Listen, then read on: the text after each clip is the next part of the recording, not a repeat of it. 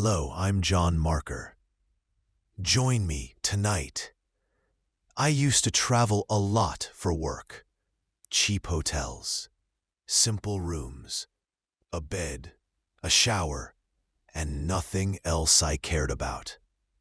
Nothing scary had ever happened, not once. So danger never crossed my mind. That changed on a trip to a small city in Pennsylvania. I checked into a regular-looking hotel. Tiny lobby, old red carpet, a smell like my grandma's house, old and heavy. The front desk woman handed me my key. Third floor, quiet hallway, too quiet, empty in a wrong sort of way. My room looked normal. Bed, desk, bathroom, nothing unusual. I threw my bag on the bed, turned on the TV, tried to relax, shower, a little TV, sleep.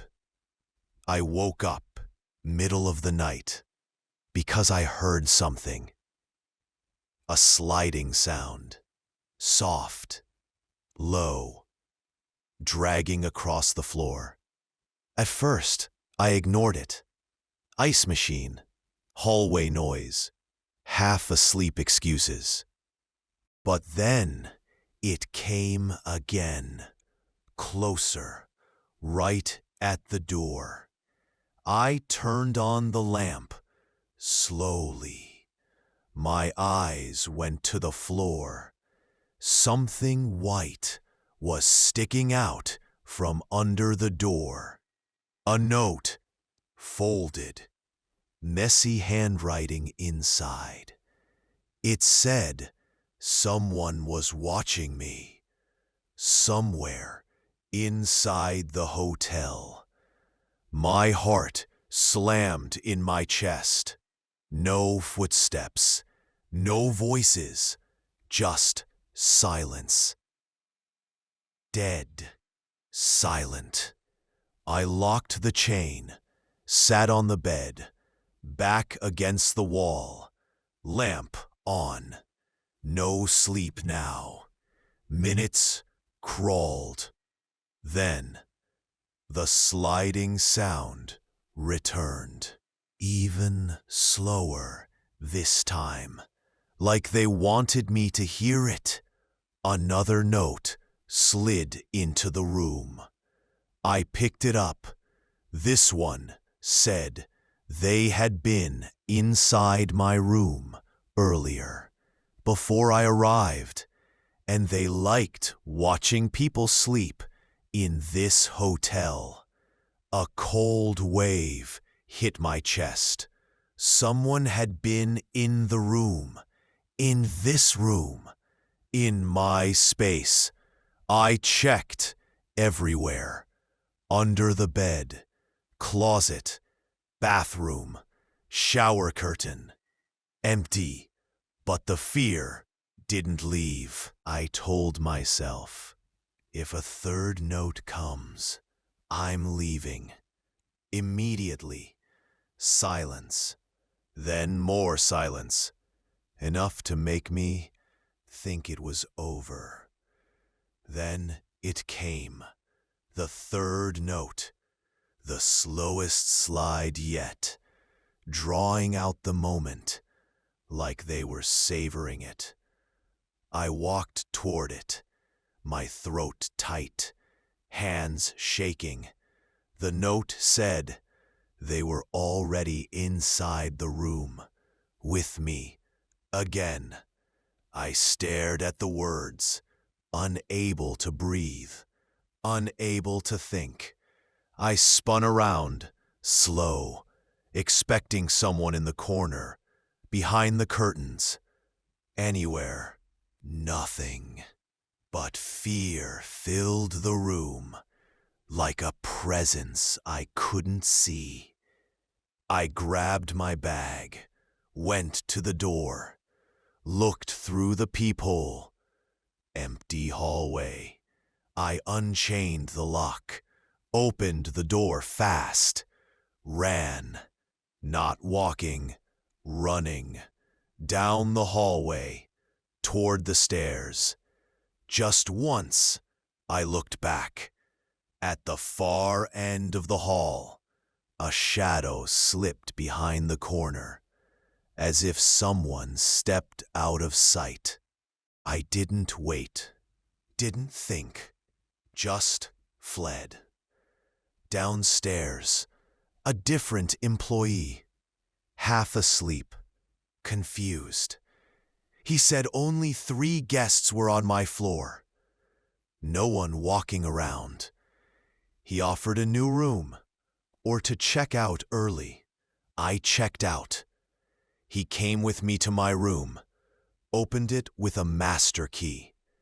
Everything looked normal, except the window lock, broken, freshly broken. He looked nervous, suggested someone might have entered earlier from outside. I didn't stay another second. I left, drove 20 minutes to another hotel. Barely slept. In the morning, I called back. They claimed nothing strange happened. No cameras showed anything. No other guests complained. They made it sound like a misunderstanding. But I know they were lying. Something was wrong in that hotel. Very wrong.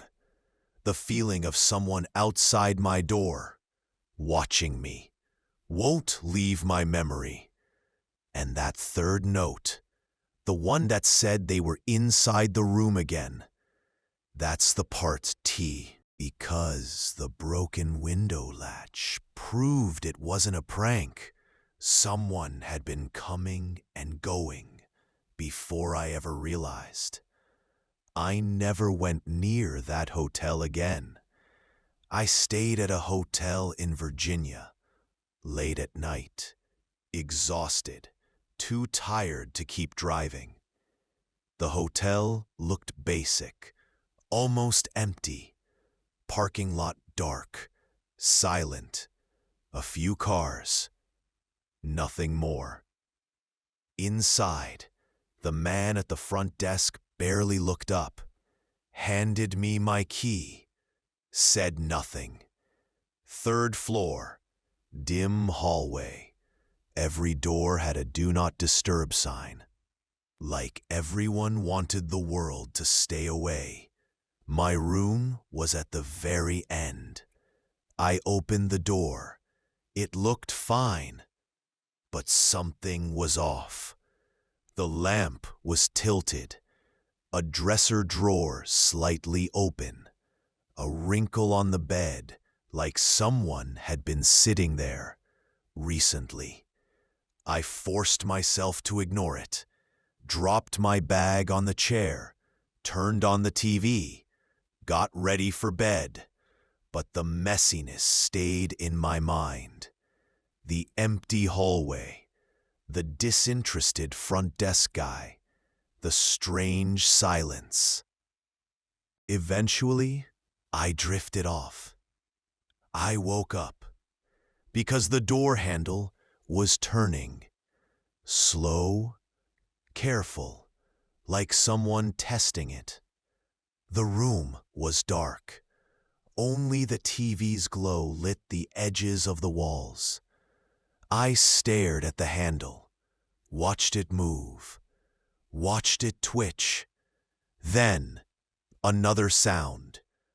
Metal scraping softly. Someone sliding a key into the lock.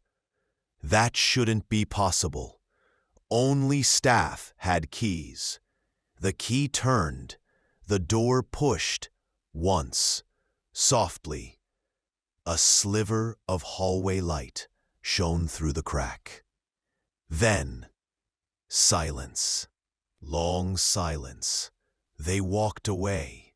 Or they didn't. I sat awake for an hour, listening, afraid to move. Eventually, I convinced myself. A mistake. A staff member mixing up rooms. Nothing more. I relocked the door, went back to sleep. Around 2:15 a.m., I woke again. This time, the sound was inside the room. Rustling, slow, soft, deliberate. Someone was in my room. My heart froze, but I forced myself to sit. In the dark, a shadow stood there, barely visible, human-shaped, still, watching my belongings. "Who is that?" I whispered, my voice shaking. A deep man's voice answered, "Housekeeping. Sorry, I'll leave now." Housekeeping. At 2:15 a.m., in the dark, in my locked room. I couldn't speak, couldn't move. The shadow walked to the door, opened it, left. I jumped out of bed, turned on the light, rushed to the door, locked the chain, hard.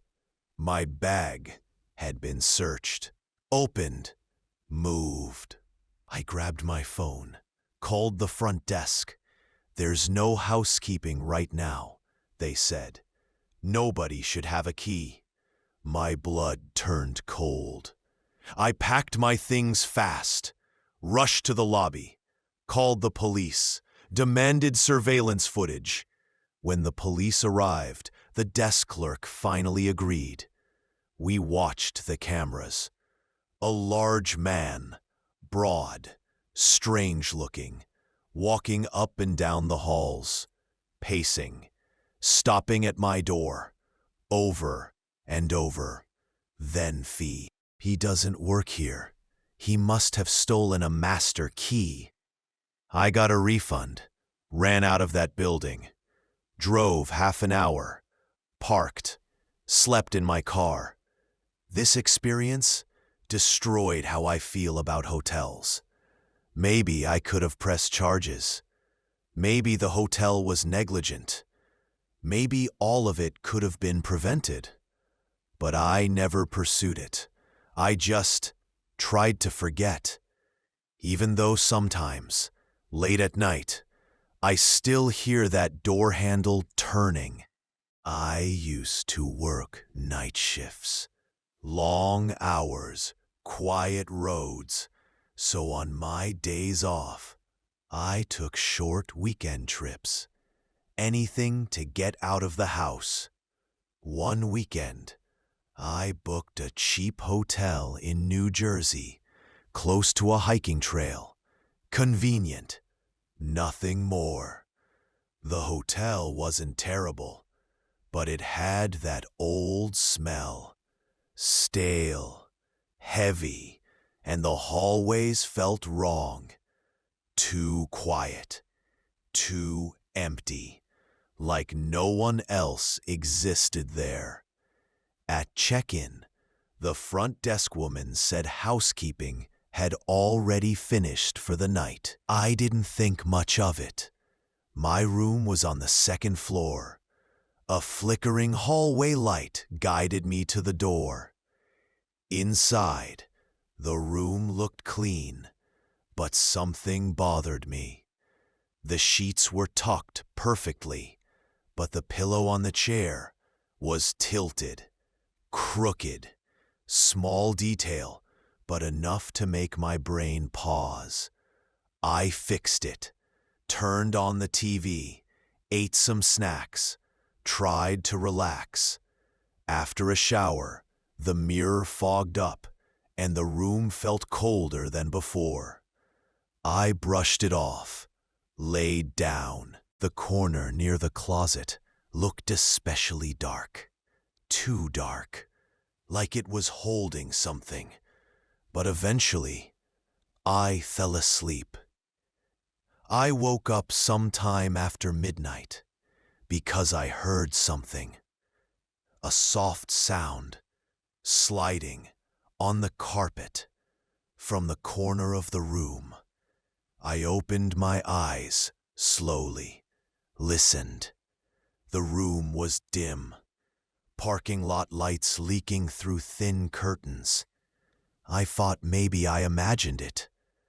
Then I heard breathing. Slow, heavy, not mine, from near the closet. Every muscle in my body froze. I didn't want to sit up, didn't want to see what was there, but eventually I did. I pushed myself up on my elbows, looked toward the closet. At first, nothing, just darkness. But then I saw it. The closet door, the one I had left fully open, was now slightly closed, just a few inches, like someone had touched it and slowly pulled it. My stomach twisted. The breathing stopped the moment I moved, which meant something was I didn't blink, didn't breathe, didn't speak. After a long minute, I slowly climbed out of bed, moved backward, step by step, eyes locked on the closet. I reached the door, turned the knob, slipped into the hallway. The hallway felt colder, emptier, silent in a way that didn't feel natural. I went downstairs, but no one was at the desk. The phone was ringing, echoing, no one answering. Minutes passed before the front desk woman appeared. Tired, distracted. I told her someone was in my room. She frowned, said no one had keys tonight except her, and an older housekeeper who left hours ago. She offered to check the room with me, or move me. Her calmness made me doubt myself. A little. Just a little. But I asked her to come with me. We went upstairs. She opened the door, turned on the lights. Everything was normal. Closet wide open, pillow straight. Nothing out of place. She checked behind curtains, under the bed, bathroom, everywhere. Nothing. She said maybe I had a nightmare, or woke up confused. I didn't like that, but I didn't argue. I switched to a different room down the hall, locked the door, checked every corner twice, laid down again, but I couldn't sleep. Not with that feeling crawling in my chest. It was only 1 a.m. The night felt endless. About an hour later, I was finally drifting off when I heard it, the sound. A housekeeping cart, rolling down the hallway, slow, too slow, wheels squeaking, dragging, echoing. But housekeeping wasn't working tonight. No staff, no cleaners, no reason for a cart. The cart stopped, right outside my door. I sat up, held my breath. Then I heard something worse. Breathing. Right outside the door. Heavy. Slow. Low. The same breathing I heard in the first room. The same rhythm. The same presence. Then, another sound. Not knocking. Not tapping. A soft pressure. Like someone pressing their palm flat against the door. Feeling it. Exploring it. A long minute passed. Then the wheels squeaked again. The cart rolled away. I waited, counted, then looked through the peephole. Empty hallway, completely empty. No cart, no person, no sound. I stayed awake the rest of the night. Chair against the door, phone in my hand, listening, waiting. At sunrise, I finally left. Downstairs, a different employee was working. A man. I told him everything. He looked at me strangely. Then he said something that chills me even now. "There hasn't been a housekeeper here for a week," he said. "The woman who worked nights just stopped coming in. No housekeeper, no staff, no cleaners. But someone still had keys. And the woman at the desk last night claimed housekeeping had already cleaned the room, or believed the missing woman was still around. But that breathing, that closet door, cart outside my door, someone had been hiding inside the first room before I ever arrived, and they were still in the hotel, somewhere, moving, waiting, while I slept. I work as a house person at a hotel, a mix of maintenance and housekeeping.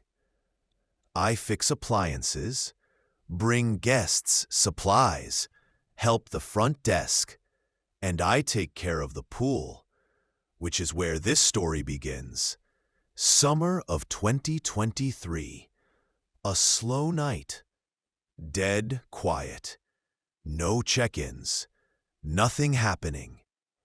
My boss had hired someone new for the night shift.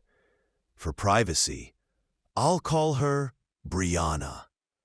She worked the front desk. I was scheduled to help her through the night. We talked most of the shift, just killing time. Then I headed to the pool to restock towels. Guests need to fill out a form to use the pool. Then they get a pool key. Employees like me, we had master keys. They opened everything. I unlocked the pool door, walked inside, went to the storage room to get towels. As I bent down, grabbing one more towel, something hit the water. A splash, sharp, sudden. I jumped, dropped the towels. I ran out, heart pounding.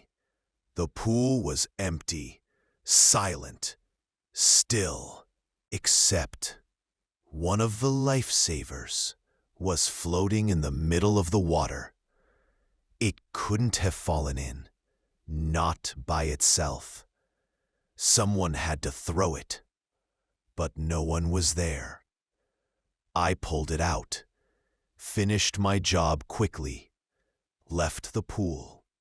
Back at the desk, I asked Brianna if anyone checked out a pool key. She said no. I didn't tell her what I saw. She was new. I didn't want to sound crazy. The night went on. Quiet. Too quiet. Around 9:30 p.m., I got a maintenance slip. Room 324. Toilet not working. The guest wasn't arriving until Friday, so the room was empty. I walked up, unlocked the door. Inside, the layout was simple. Bathroom on the right. 2 beds straight ahead. I went into the bathroom, lifted the toilet lid, started adjusting the valves, trying to figure out what was wrong.